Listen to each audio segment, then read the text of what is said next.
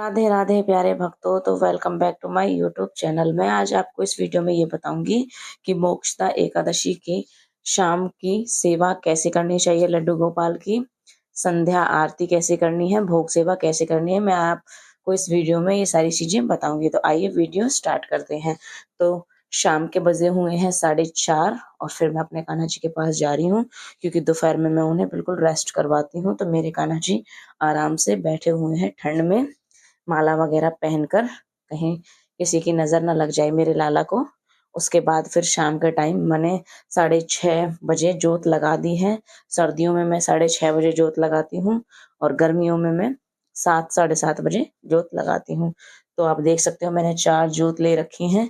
एक मेरे लड्डू गोपाल के नाम की, एक मेरे पितरों के नाम की जो कि मैं डेली जलाती हूँ, एक तुलसी मैया के नाम की, और एक जो जोत है चौथी वो नीचे मेन गेट पर मैं लगाती हूँ। और सबसे पहले जो आरती मैं करती हूँ वो करती हूँ मैं अपने गणेश भगवान की, जो कि हम सबको भी करनी चाहिए। अपने गणेश भगवान की सबसे पहले नाम लेना चाहिए क्योंकि वो पूजा भी तभी मानी जाती है जब गणेश भगवान जी उसमें सम्मिलित हों। उसके बाद मैंने इनके नाम की जोत लगा दी है, उनसे प्रार्थना की है। हमें जोत लगाने से पहले इस तरीके से प्रार्थना करनी चाहिए, हे प्रभु, हमने आपके नाम की जोत लगाई है, इसे स्वीकार कीजिए, मेरी पूजा अर्चना स्वीकार कीजिए।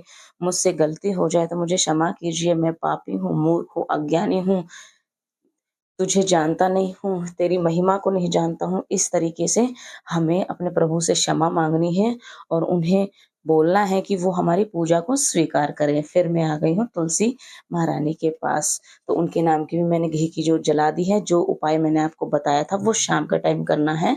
तुलसी मैया के सामने घी का दीपक जलाना है, उन्हें चुंदड़ी अच्छे से उड़ानी है और फिर उनकी पूजा अर्चना करनी है अच्छे से। उन्हें भजन वगैरह सुनाना है और परिक्रमा करनी है। 21 कीजिए, 7 कीजिए, वो आपकी मर्जी है। क्योंकि आज के दिन ही, मोक्षदा एकादशी के दिन ही, भगवान कृष्ण ने अर्जुन को गीता का ज्ञान दिया था। और इस मोक्षदा एकादशी पर तुलसी पूजन बहुत ज्यादा महत्वपूर्ण है। तो तुलसी की पूजा करनी बहुत ज्यादा महत्वपूर्ण थी मोक्षदा एकादशी के दिन। तो शाम के टाइम मैंने अपने तुलसी महारानी को चुंदड़ी उड़ा के और अच्छे से पूजा पाठ कर ली है। फिर पूजा करने के बाद मैं आ गई हूँ रसोई में। तो क्या है, अब कान्हा के भोग बनाने की तैयारी है। बर्तन वगैरह सारे साफ कर लिए हैं। उसके बाद मैं 6:30 बजे जोत लगाने लगती हूँ तो मुझे 7-7:30 बज ही जाते हैं। उसके बाद मैंने अपने कान्हा जी के लिए आलू मटर की सब्जी बनाई थी। मम्मी ने जो फास्ट रखा था, मम्मी ने बोला मुझे कुछ खाने का मन नहीं है, मैं फ्रूट्स ही खाऊंगी। तो फिर मैंने कुछ बनाया नहीं है, वरना मैं जैसे कूटू के आटे की रोटी, कूटू की कचौड़ियाँ, आलू की सब्जी, ये चीज बनाती। तो मम्मी का मन नहीं था तो मैंने बनाया नहीं। तो कान्हा के लिए सब्जी बनाई मन करके, और मेरा फिर मन किया कि कान्हा को नहीं दूंगी सब्जी, कान्हा जी को घी शक्कर दूंगी। तो ये मेरे कान्हा की ही महिमा है जो वो मेरा दिमाग चेंज कर देते हैं। जो जो चीज मैंने उनके लिए बनाती हूँ प्यार से, बाद में मेरा मेरा ही मन करता है कि ये चीज मैं उन्हें भोग में ना दूं। तो ये सिर्फ भगवान की महिमा होती है जो कि इस तरीके से दिमाग बदलते हैं। इसका मतलब उन्हें आलू मटर की सब्जी नहीं खानी है, उन्हें खानी है घी शक्कर। अपने कान्हा जी को सर्दियों में गुड़ जरूर खिलाएं, घी शक्कर खिलाएं, हरा साग खिलाएं, बाजरे की रोटी खिलाएं। तो मैंने सादी रोटी फिलहाल बनाई है, उस पर मक्खन रख दिया है क्योंकि आपको तो जानते ही हो हमारे गाय है, हम डेली फ्रेश मक्खन निकालते हैं। और जो मेरे कान्हा का सबसे ज्यादा प्रिय है वो मक्खन है। मक्खन जरूर होना चाहिए रोटियों पे। मेरे कान्हा जी तो मक्खन से भी रोटी खा लेंगे क्योंकि वो उनकी फेवरेट है। फिर मैंने अपने कान्हा जी को भोग लगा दिया है। और तुलसी पत्र डालना बिल्कुल भी ना भूलें भोग में। तो ये जो शक्कर है मेरे कान्हा को बहुत ज्यादा पसंद आई है। सर्दियों में हमें इसी तरीके से भोग लगाना चाहिए। तो मैंने उन्हें भोग लगा दिया है। कान्हा जी को सबसे पहले भोग लगाने के बाद ही मैं किसी और का खाना बनाती हूँ। सबसे पहले मेरे लिए मेरे भगवान होते हैं। और पूरे दिन मैं इतनी बिजी रहती हूँ, बहुत ज्यादा बिजी रहती हूँ, मुझे थोड़ा सा भी टाइम नहीं लगता है। और जो वो मेरा छोटा सा बच्चा है वो मेरे साथ घूमता रहता है कि मम्मा क्या कर रही हैं। फिर मैंने अपने कान्हा जी का बिस्तर लगा दिया है। मैं अपने कान्हा जी को 7:30-8 बजे तक खाना खिला देती हूँ अच्छे से। फिर 8:30 पर मैं उनका 8:30 बजे बिस्तर लगा देती हूँ क्योंकि ठंड बहुत ज्यादा हो रही है। मैं अपने कान्हा जी को ज्यादा देर नहीं बिठा सकती हूँ। तो आज मेरे कान्हा जी ये खिलौना ले आए हैं खेलने के लिए, ये देखिए। तो फिर मैंने अपने कान्हा जी को अच्छे से बिठा दिया है और उन्हें कंबल उड़ा दिया है ताकि थोड़ी सी भी ठंड ना लग जाए उन्हें, क्योंकि वो नन्हे से बाल गोपाल है।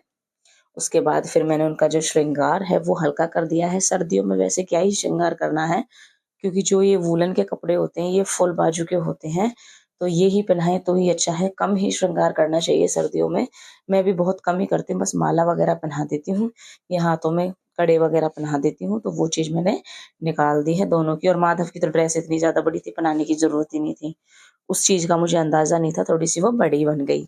उसके बाद मैंने दोनों को अच्छे से बिठा दिया है। फिर मैंने तैयारी कर ली है इनकी दूध सेवा की, जो मैं उन्हें दूध पिलाऊंगी गुड़ के साथ। हमें अपने कान्हा जी को दूध गुड़ के साथ पिलाना चाहिए। उसमें तुलसी पत्र जरूर डालें और दूध ठंडा ना हो, थोड़ा सा निवाया सा दूध हो, जैसे कि हम अपने बच्चे को पिलाते हैं। इस तरीके से हमें दूध पिलाना है अपने कान्हा जी को, और साथ में गुड़ भी खिलाना है। गुड़ गर्म होता है और सेहत के लिए अच्छा होता है, तो हम लोग भी खाते हैं तो अपने कान्हा जी को भी खिलाते हैं। कान्हा जी की सेवा में मुझे बहुत ज्यादा टाइम लग जाता है। 9:30 बजे के बाद, इन्हें सुलाने के बाद ही फिर मैं अपना कोई काम करती हूँ। जैसे फिर अपने बच्चों को संभालती हूँ, पहले इन्हें संभालती हूँ फिर अपने बच्चों को संभालती हूँ। मैं इन्हें संभाल लेती हूँ, मेरे बच्चों को तो यही संभाल लेते हैं, क्योंकि ये भगवान है। इनकी महिमा अपरंपार है, इनकी महिमा को कोई नहीं समझ सकता। मुझे कोई भी प्रॉब्लम आती है मेरी लाइफ में, मैं इन पर छोड़ देती हूँ। मैं बिल्कुल भी टेंशन नहीं लेती हूँ कि क्या होना है क्या नहीं होना है। मैंने कहा ये अपने आप देखेगी, और मेरी किस्मत को और मेरे कर्मों को कोई बदल नहीं सकता। अपने कर्मों की सजा तो हमें मिलनी ही मिलनी है। और फिर मैंने लगा दिया है इनके इत्र। मैं इनके कपड़े नहीं निकालूंगी, क्योंकि ठंड बहुत ज्यादा हो रही है। और सर्दियों में मैंने आपको पहले भी बताया है कि केसर का इत्र ले आए, केसर का इत्र जरूर लगाएं। उसमें गर्माहट होती है बहुत ज्यादा, कान्हा को ठंड नहीं लगेगी। और इत्र लगाना इन्हें बहुत पसंद है, तो हमें इत्र भी जरूर लगाना है।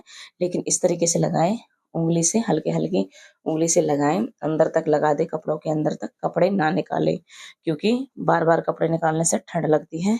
और फिर मैंने सारे बिस्तर पर इत्र लगा दिया है, क्योंकि इत्र के बिना मेरे कान्हा जी को बिल्कुल भी नींद नहीं आती है। तो इस तरीके से मैं उनके साथ बातें भी करती हूँ अच्छे से, उनसे पूछती हूँ सारी चीजें, और मुझे हर चीज का आंसर मिलता है। जब हम सेवा सही तरीके से करेंगे तो हमें सब कुछ अनुभव होगा, उनकी हाँ ना सब कुछ पता चलेगा हमें, क्योंकि पूजा करनी बहुत जरूरी है सही तरीके से।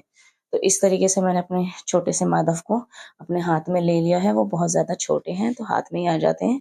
इस तरीके से मैंने उन्हें लोरी सुनाई है, पदगायन सुनाए हैं, और जो सबसे मेन चीज है, जिसको पदगायन नहीं आते हैं, आप उन्हें राधा नाम का जाप जरूर सुनवाएं, क्योंकि मेरे जो कान्हा है वो राधा नाम से बहुत ज्यादा प्रसन्न हो जाते हैं, खुश हो जाते हैं। तो अगर आपको मेरी वीडियो थोड़ी बहुत भी अच्छी लगे तो प्लीज़ मेरे चैनल को सब्सक्राइब करें, वीडियो पर लाइक शेयर कमेंट करें, और जो भी आपको कुछ पूछनी है, जो भी आपकी क्वेरी है, कोई भी आपको परेशानी है, कुछ भी आपको पूछना है, तो प्लीज़ कमेंट कीजिए। मैं आपके जवाब ज़रूर दूंगी, सभी के जवाब दूंगी। ऐसा नहीं है कि किसी किसी के जवाब दूंगी, मेरे लिए सब एक समान है। और जो भी मेरे सब्सक्राइबर हैं सब मेरे लिए मेरे फेवरेट हैं, मेरे प्यारे भक्त हैं, और उनके लिए ही मैं ये सब वीडियो बनाती हूँ। और फिर मैंने अपने कान्हा जी को अच्छे से सुला दिया है, इस तरीके से उनके पैर वगैरह दबा दिए हैं। हमें अपने भगवान के पैर जरूर दबाने चाहिए। देखो, हम इनकी सेवा बाल रूप में करते हैं, लेकिन हैं तो ये भगवान ही ना। तो हमें इस मर्यादा को कभी नहीं भूलना है कि ये भगवान है। ठीक है, हम इन्हें अपने बच्चे के रूप में पूजते हैं, लेकिन ये भगवान है, भगवान कृष्ण का बाल रूप। तो इस तरीके से मैंने इन्हें अच्छे से सुला दिया है। जब तक ये सो नहीं जाते हैं तब तक मैं उनको इसी तरीके से दबोरती हूँ, सुलाती हूँ, और फिर मैं थोड़ी देर उनके पास बैठी रहती हूँ। फिर वो सो जाते हैं, 5-7 मिनट तक बैठी रहती हूँ। फिर उसके बाद मैं चली जाती हूँ। और सबसे ज्यादा जो मेन काम है शाम के टाइम, हमें अपने भगवान से क्षमा मांगनी है।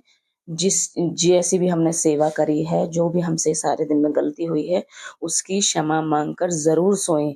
ये बहुत अच्छा माना जाता है। मान लो कल को कोई बात हो जाए तो हम हमारे ऊपर बोझ ना रहते, हमने इतने सारे पाप किए, तो हमें क्षमा जरूर मांगनी चाहिए। और अपने बच्चों को भी इस तरीके से सिखाना चाहिए। आप देख सकते हो, मैं जैसे पैर छू रही हूँ अपने भगवान के, वैसे ही रुद्र कर रहा है। तो आज के लिए इतना ही, फिर मिलते हैं अगली वीडियो में।